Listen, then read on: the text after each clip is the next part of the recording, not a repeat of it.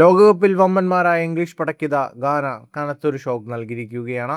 ജയിച്ചിരുന്നെങ്കിൽ knockout round ഉറപ്പാക്കാമായിരുന്ന ഇംഗ്ലണ്ടിനെ ഗാന goal രഹിത സമനിലയിൽ പൂട്ടിയിട്ടു. തോമസ് ടുഷേലിന്റെ ലോകോത്തര ആക്രമണ നിരയെ കൃത്യമായ ഓർഗനൈസേഷനിലൂടെയും കടുത്ത പ്രതിരോധത്തിലൂടെയും തളയ്ക്കാൻ ആഫ്രിക്കൻ കരുത്തർക്ക് കഴിഞ്ഞു. ആദ്യ മത്സരത്തിൽ കളിച്ച ആ ഒഴുക്കുള്ള ഫുട്ബോൾ പുറത്തെടുക്കാൻ ഇംഗ്ലണ്ടിന് കഴിഞ്ഞില്ല. കളിയുടെ 57-ാം മിനിറ്റിലാണ് ഇംഗ്ലണ്ടിന് ഉന്നം തെറ്റാതൊരു ഷോട്ട് പോലും ഗാന ബോക്സിലേക്ക് പായിക്കാൻ കഴിഞ്ഞത്. മറുഭാഗത്താകട്ടെ ഡിഫൻസിൽ ഇംഗ്ലണ്ട് പലപ്പോഴും കനത്ത ഭീഷണി നേരിട്ടു. മത്സരം കൈവിട്ടു പോകുന്ന രീതിയിൽ പലതവണ ഗാന അപകടകരമായ കൗണ്ടർ അറ്റാക്കുകളിലൂടെ ഇംഗ്ലീഷ് പ്രതിരോധത്തെ വിറപ്പിച്ചു.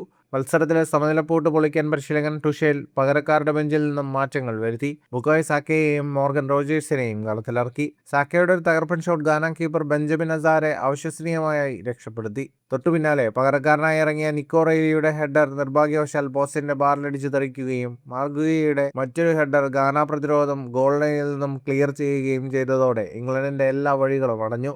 മത്സരത്തിന്റെ അവസാന നിമിഷങ്ങളിൽ ഇംഗ്ലണ്ട് വലിയൊരു പെനാൽറ്റി വിധിയിൽ നിന്നും തലനാരിഴയ്ക്കാണ് രക്ഷപ്പെട്ടത്.